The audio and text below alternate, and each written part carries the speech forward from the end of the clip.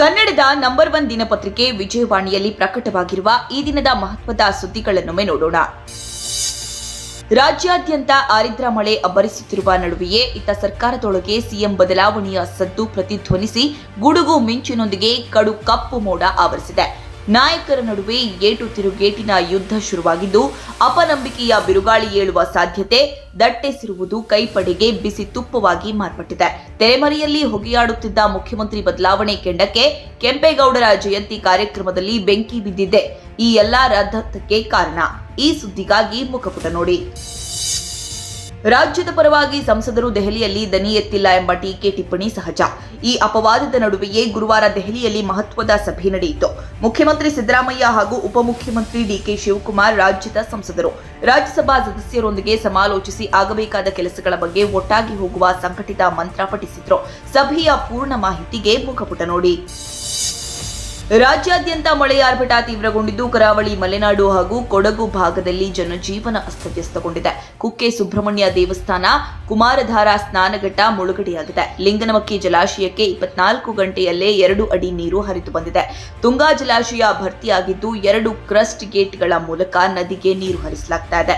KRS ಜಲಾಶಯದ ನೀರಿನ ಮಟ್ಟ 89 ಅಡಿಗೆ ಏರಿಕೆಯಾಗಿದೆ. ಮಳೆ ಕುರಿತ ಸಮಗ್ರ ವರದಿಗೆ ಸಮಸ್ತ ಕರ್ನಾಟಕ ಪುಟ ನೋಡಿ. ಪೊಲೀಸ್ ಇಲಾಖೆಯಲ್ಲಿನ ಪತಿ ಪತ್ನಿ ಅಂತರ್ಜಿಲ್ಲಾ ವರ್ಗಾವಣೆ ವಿಚಾರವಾಗಿ ಸರ್ಕಾರ ಗಮನ ಹರಿಸಿದೆ. ಈ ಸಂಬಂಧ ಬೇಡಿಕೆ ಪರಿಗಣಿಸಿ ಸ್ಪಷ್ಟ ನಿಯಮ ರೂಪಿಸಲಾಗುತ್ತಿದೆ ಎಂದು ಗೃಹ ಸಚಿವ ಡಾಕ್ಟರ್ ಜಿ ಪರಮೇಶ್ವರ್ ಬೆಂಗಳೂರಿನಲ್ಲಿ ಹೇಳಿದ್ದಾರೆ. ರಾಜ್ಯ ಗೃಹ ಇಲಾಖೆಯ ಆಧುನೀಕರಣಕ್ಕೆ ನಿರ್ಧರಿಸಲಾಗಿದೆ ಎಂಬ ಮಾಹಿತಿಯನ್ನು ನೀಡಿದ್ದಾರೆ. ಈ ಸುದ್ದಿಗಾಗಿ ಸಮಸ್ತ ಕರ್ನಾಟಕ ಪುಟ ನೋಡಿ.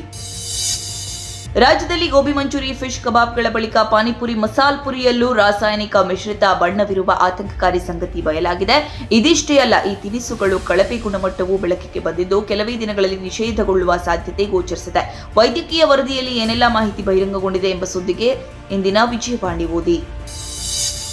ಮುಂಬೈ ಷೇರುಪೇಟೆಯಲ್ಲಿ ಗೂಳಿ ನೆಗೆತ ಮುಂದುವರೆದಿದೆ. ಗುರುವಾರ ವಹಿವಾಟು ಆರಂಭದಲ್ಲಿ ಕುಸಿತ ದಾಖಲಿಸಿದ ಬಳಿಕ ಚೇತರಿಸಿಕೊಂಡ ಸೆನ್ಸೆಕ್ಸ್ ಮೊದಲ ಬಾರಿ ಐತಿಹಾಸಿಕ 79,000 ಅಂಕ ತಲುಪಿದೆ.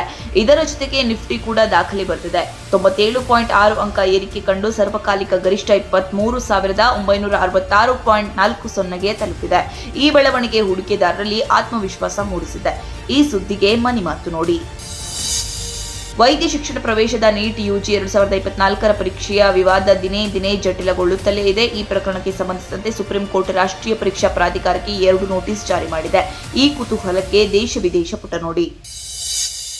ಅಂತಾರಾಷ್ಟ್ರೀಯ ಬಾಹ್ಯಾಕಾಶ ನಿಲ್ದಾಣ ಟೂರ್ ಹೋಗಿರುವ ಭಾರತೀಯ ಮೂಲದ ಗಗನಯಾನಿ ಸುನಿತಾ ವಿಲಿಯಮ್ಸ್ ಭೂಮಿಗೆ ಮರಳುವುದು ಇನ್ನಷ್ಟು ತಡವಾಗಲಿದೆ. ಕಾರಣ, ಇವರು ಐಎಸ್ಎಸ್ಗೆ ತೆರಳಿದ ಬಾಹ್ಯಾಕಾಶ ನೌಕೆ ಬೋಯಿಂಗ್ ಸ್ಟಾರ್ಲೈನರ್ನಲ್ಲಿ ಹಲವು ತಾಂತ್ರಿಕ ಸಮಸ್ಯೆಗಳು ಕಾಣಿಸಿಕೊಂಡಿವೆ.